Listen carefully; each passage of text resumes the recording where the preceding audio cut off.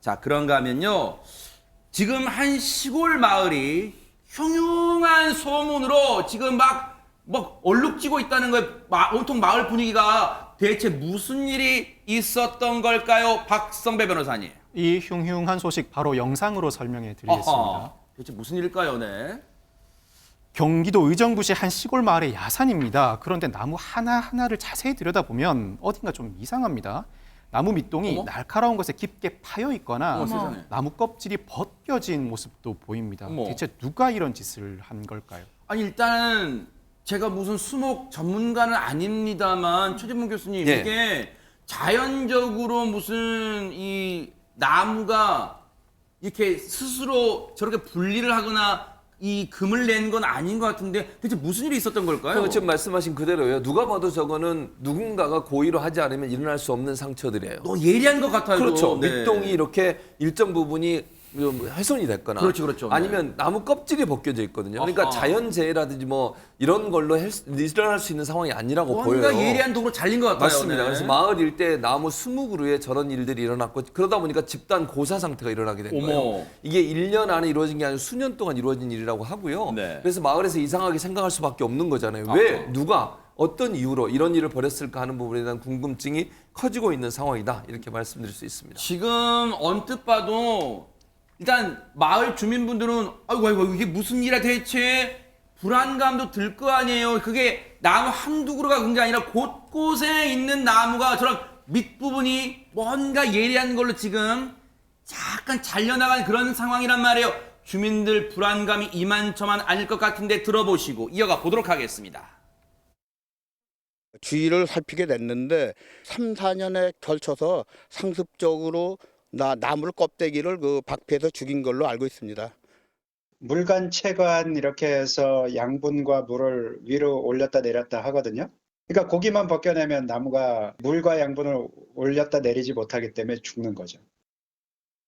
어머 세상에 우리가 생물 시간에 배웠던 물간, 최간 그런 말까지 나오면서 일단 쉽게 말하면 영양분을 위로 올리지 못하니까 나무가 죽는다는 거예요. 말라 죽는다는 거예요. 고사된다는 거예요. 그러면 이건 분명히 그리고 보세요. 기간이 3, 4개월도 아니에요. 3, 4년 전부터 지금 누군가 계속 저런 몹쓸 짓을 하고 있다는 거예요. 지금. 그렇죠. 근데 이제 범인이 잡혀야 될 텐데 야산인 탓에 목격자가 없고요. CCTV 없어요? CCTV도 없어요. 어머 세상에. 그래서 누가 나무를 상하게 했는지 정확히 밝히기는 어려운 상황인데 나무가 고사한 사실 알게 된 경기 의정부시는 최근 현장 이제 조사를 했어요. 네. 그래서 보호 방안을 마련한 한편 훼손한 사람을 찾겠다고 이제 밝혔는데 네. 사실은 이거는 의정부시나 뭐 관계자들이 직접 찾아 나서는 것도 매우 중요하지만 주변에서 의심 가는 분이 있다든가 혹은 얘기를 들었다는 분이 신고를 좀 해주셨으면 합니다. 그러니까 나무 한 몇 그루가 사라졌다는 게 중요하지 않고요. 이게 이대로 방치되면 더 많은 야산의 또 나무들이 사라질 수도 있기 때문에 반드시 시민들의 양심 신고가 필요할 것 같습니다. 그러네요. 지금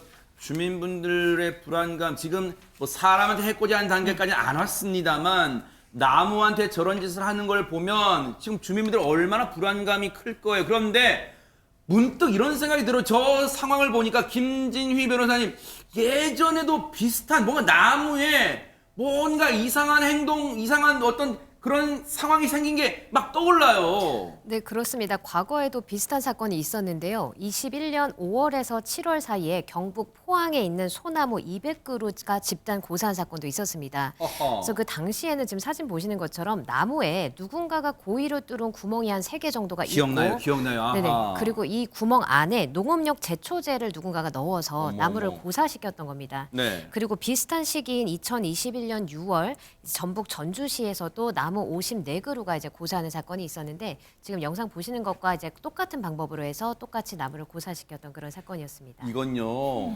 정말 몹쓸 짓이에요. 나무도요 여러분 아시는 참 생명이에요. 엄연한 생명입니다. 그런데 지금 저런 짓을 해요.